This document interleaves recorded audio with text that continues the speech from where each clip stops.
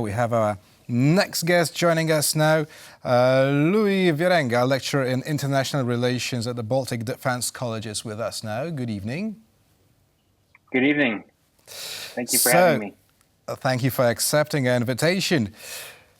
Right, so most probably it will be Gitanas Nausėda to lead Lithuania for the next 5 years, but I guess that Ingrida Šimonytė is not going anywhere. So how do you see that cooperation? Well, both of them have, this is the second time, well, really actually the second election and now the third runoff, because the Lithuanian presidential election has 2 cycles because no candidate reached over 50%. But it is the second presidential election that they've faced off, and there have been a couple of tensions between Prime Minister Šimonytė's cabinet and President Nausėda. But I don't think that this is really going to continue in a firmly polarized fashion that you see further west.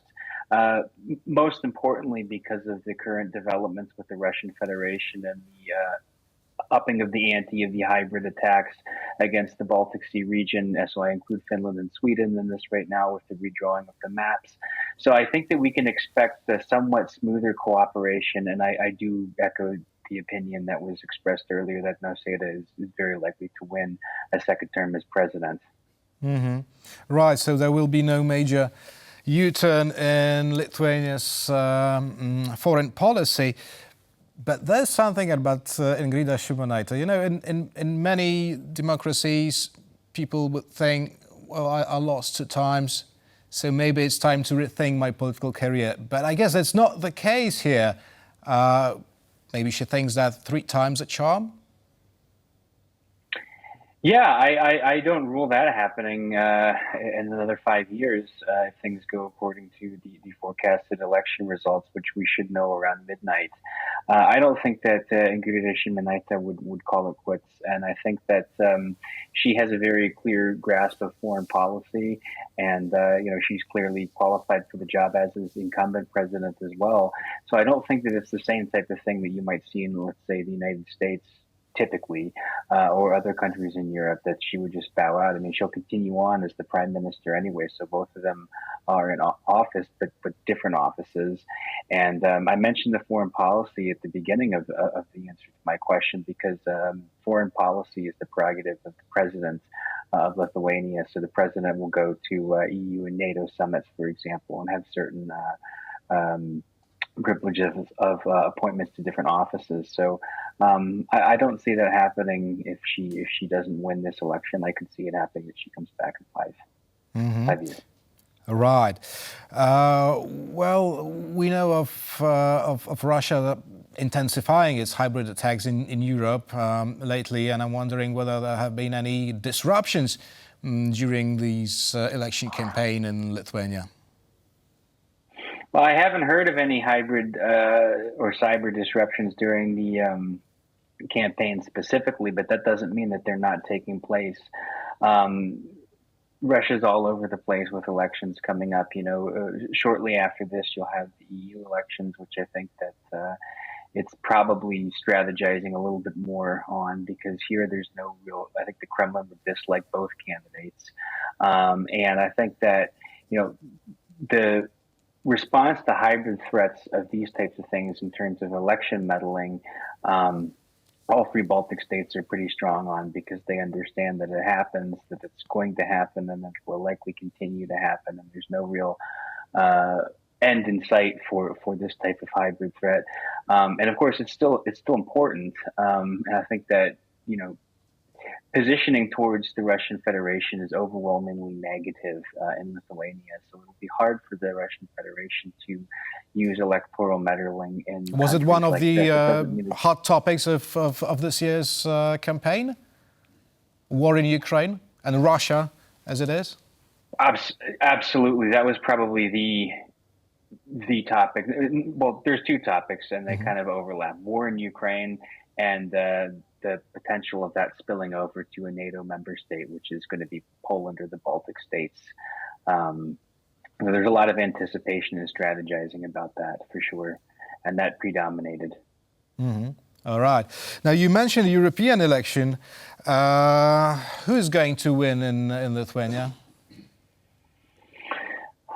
I think you'll probably see Homeland Union coming out the strongest. Mm-hmm. All right. And what about Eurosceptics or far-right hardliners? Are they on the rise in Lithuania as well? Not like in other countries. I mean, that is certainly one of the hot topics for the European elections in general. Euroscepticism is a little bit different in the Baltic states, which obviously includes Lithuania, for geopolitical reasons. So that doesn't mean that there are no. Now, Lithuania is kind of a unique country because they don't have what political scientists would call a populist radical right party that is electorally significant, like EKRE in Estonia or the AFD in Germany. To give just two examples, True Finns in Finland are another one. And you just saw something very important happen, that Alternative for Germany was kicked out of the Identity and Democracy group due to a myriad of scandals that they have been facing, amongst them ties to Russia and also China. So a lot of pundits are positing that these types of political parties, mostly on the right, are going to have a large victory, and they'll probably do well, but whether or not they manage to form a supergroup is going to be the tricky part, and it looks like they actually might not be able to do that. But in Lithuania, they don't have a textbook party that is electorally relevant. Right, now this just came in. According to the latest polls, there are some apparently in Lithuania.